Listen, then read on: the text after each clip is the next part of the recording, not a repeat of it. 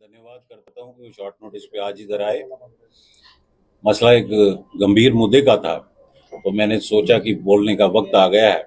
लेकिन मुद्दे पे आने से पहले सबसे पहले मैं सख्त कड़े शब्दों में खंडन करता हूं जो हमारी सिक्योरिटी फोर्सेस के ऊपर आए दिन हमले हो रहे हैं लास्ट ईयर से, जिसमें सिविलियंस की मौतें भी हुई, हमारे सिक्योरिटी फोर्सेस ने भी शहादत दी। पाकिस्तान की इन कायरानी हरकतों का मैं सख्त खंडन करता हूं। लेकिन हम सबको विश्वास रखना चाहिए कि हमारी सिक्योरिटी फोर्सेस, चाहे वो आर्मी के जवान हैं, पुलिस है, ऑफिसर्स हैं, वो अनथक सिंसियरली काम कर रहे हैं और ये टेररिज्म का एक नया फेज है, इसको भी वो हैंडल कर लेंगे। हम परमपिता परमेश्वर से प्रार्थना करते हैं कि उनकी आत्माओं को शांति मिले और उनके घर वालों को हौसला मिले। आज के मुद्दे पर बोलते हुए मैं ये बताना चाहता हूं कि आपने भी देखा होगा, मीडिया के भाइयों ने आए दिन जो एसोसिएशंस की इलेक्शंस होती हैं वहाँ रिगिंग की बहुत कंप्लेंट्स आ रही हैं। पिछले हफ्ते ही हमारे सोशल मीडिया और मीडिया के भाइयों ने सबने रिपोर्ट किया, स्वर्णकार संघ का मसला वो अभी भी डिस्प्यूटेड हुआ है। और मैं गवर्नर महोदय, आदरणीय लेफ्टिनेंट गवर्नर मनोज सिन्हा साहब से आज गुहार लगा रहा हूं कि जितनी भी रजिस्टर्ड एसोसिएशंस की इलेक्शंस होती हैं वो overall supervision of deputy commissioner concerned होनी चाहिए, कि ना तो हेरा फेरी हो ना विवाद हो। और मैं साथ में मीडिया के माध्यम से ये भी बता दूं कि इसमें सबसे पहले lead Kashmir chamber of commerce ने ली है, जिन्होंने हाल ही में अपने कॉन्स्टिट्यूशन में एक संशोधन किया है कि जो भी फ्यूचर इलेक्शंस होंगी वो डिप्टी कमिश्नर श्रीनगर की ओवरऑल सुपरविजन में होगा। अब मैं बताता हूं कि लास्ट ईयर जो chamber of commerce and industries की इलेक्शंस हुई अप्रैल के महीने में 2023 में, उसको कैसे रिग किया गया, मेरे प्रेस नोट में सारे लिखित सबूत भी हैं और मैं बड़ा शॉर्ट तरीके से उसको बयान भी कर दूंगा। मेरे साथ बैठे हुए एक सीनियर मेंबर है हमारे सुनील गुप्ता, जो नेहरू मार्केट वेयर हाउस से बिलोंग करते हैं। इन्होंने इलेक्शंस के तुरंत के बाद इलेक्शन कमीशन को एक खत भेजा जिसमें इन्होंने एलिगेशंस लगाए कि आपने रिगिंग की है और काफी सवाल पूछे। अब मैं शॉर्ट में बोलूंगा क्योंकि प्रेस नोट थोड़ा लंबा है। इन्होंने मेन एलिगेशंस लगाए कि आपने जो पोलिंग टीम अंदर बिठाई वो या तो कंटेस्टेंट्स के रिश्तेदार थे और या दोस्त थे। और मैं आपके माध्यम से सबसे पहले ये सबको याद दिलवा दूं कि 2020 में एक सिविल सूट चैम्बर का, जब मैं प्रेसिडेंट था, फाइल होता है जिसमें वाई शर्मा और पृथ्वीराज गुप्ता जी ने वो सूट फाइल किया, supported by sitting president Arun Gupta. Immediately case होने के बाद मेरे 4 ऑफिस बेयरर्स जो मेरे साथ 3 साल काम कर चुके थे, वो मेरी साइड छोड़ के विपक्ष के साथ मेरे खिलाफ कोर्ट में खड़े हो गए। प्रमुख तौर में उसमें से गौरव गुप्ता भी थे जो उस वक्त सेक्रेटरी थे। तो ये प्रूव करता है कि ये सारे लोगों का एक गठबंधन था मेरे खिलाफ।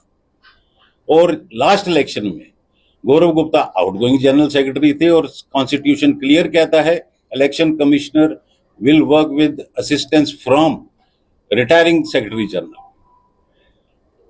जो खत इन्होंने लिखा उसका जवाब भी प्रेस नोट के साथ लगा हुआ है उनका। वो बोलते हैं कि वो सब मेंबर थे जो पोलिंग टीम के थे।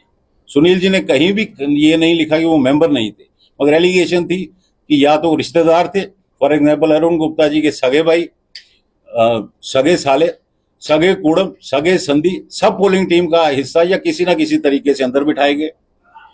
फिर इनको सवाल पूछा गया है एक कि प्रेसिडियम के मेंबर्स वाई शर्मा जी, पृथ्वीराज गुप्ता जी, ऐसे ये 5-6 आदमी, उस रविंदर सानी, अनिल गुप्ता, ये कैसे अंदर बैठे। तो वो जवाब देते हैं कि इनको सुपरविजन के लिए अंदर बिठाया गया। और एक माननीय हमारे सीनियर मेंबर जो आजकल कुछ ठीक नहीं चल रही उनकी सेहत, मैं माफी चाहूंगा और क्षमा भी चाहूंगा उनसे कि उनका भी नाम ले रहा हूं, यशपाल गुप्ता जी बड़े सीनियर मेंबर हैं। उन्होंने बोला कि उन्होंने इच्छा व्यक्त की कि वो इलेक्शन देखना चाहते हैं, इसलिए वो भी अंदर थे। तो ओवरऑल आप प्रेस नोट जब पढ़ेंगे तो आपको समझ आएगा कि ये सारा का सारा फिक्स्ड मैच था और पूरा पोलिंग स्टाफ या उनके दोस्त या रिश्तेदार अंदर थे। उसके बाद चौंकाने देने वाली बात, सुनील जी ने बोला सीसीटीवी फुटेज कहां है। लिखित रूप में वो जवाब देते हैं कि सीसीटीवी फुटेज लेने की वजह से हम बिल नहीं बढ़ाना चाहते थे।